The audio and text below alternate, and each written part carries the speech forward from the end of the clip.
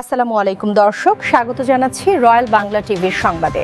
শুরুতেই দেখবেন বিস্তারিত সংবাদ।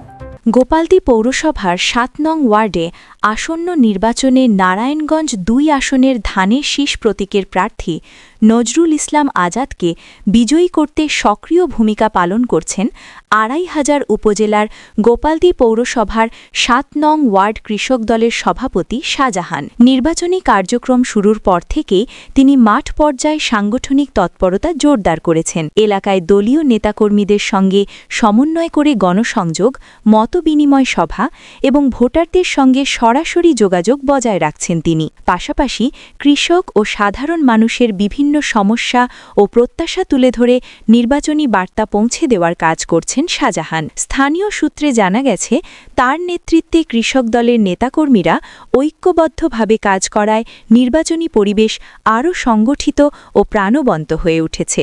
আমরা গোপালদী পৌরসভার কৃষক দলের এই ৭ নং ওয়ার্ড থেকে, শুধু ৭ নং ওয়ার্ড থেকে নয়, পুরা ২৫০০-এর ভিতরে বর্তমান নজরুল ইসলাম আজাদ ভাইয়ের যেই ধানের শীষের জোয়ার উঠেছে, এই জোয়ার কেউ থামাতে পারবে না। আমরা ১০০% আশাবাদী।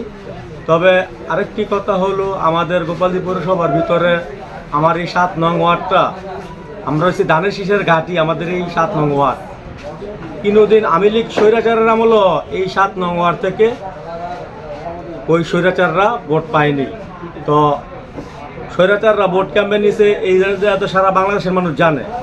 দিনের ভোট লাত্রে নিছে, এরা কোনো লোক কেন্দ্রের ভিতরে যায় নাই, কুত্তারা বা পশু পাখি মারেছিল। তো আমি ১০০% আশাবাদী। আমার এই ৭ নং ওয়ার্ড থেকে আমি বিপুল ভোটে নজরুল ইসলাম আজাদ ভাইকে, আমি বাইকে এরকম একটা উপহার দেব, সারা গোপালদী পৌরসভার ভিতরে আমি নাম্বার 1 হিসাবে এই নজরুল ইসলাম আজাদ ভাইকে ভোট দিয়ে সুন্দর একটি উপহার দেব। এই প্রত্যাশা রেখে আমি আমার ৭ নং ওয়ার্ডবাসীকেও আমি ভালোবাসা দিয়ে ৭ নং ওয়ার্ডের যত মানুষ আছে সবাইকে দ্বারা দ্বারা যাচ্ছি এবং প্রচারণা করছি। তো আমরা ১০০% আশাবাদী। আমাদেরকে সবাই কথা দিয়েছে, মা বোনরা যারা আছে, আমাদের জানেন আপনারা হিন্দু সম্প্রদায়ের কিছু গ্রাম আছে, 2টা বা 3টা গ্রাম আছে, সবাই ১০০% আমাকে কথা দিয়েছে।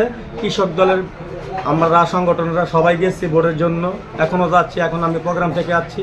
তো সবাই বলছে আপনারা নিশ্চিত থাকেন, আমরা হিন্দু মানুষ যাদেরকে কথা দিই, আমরা কথার বল খারাপ করি না।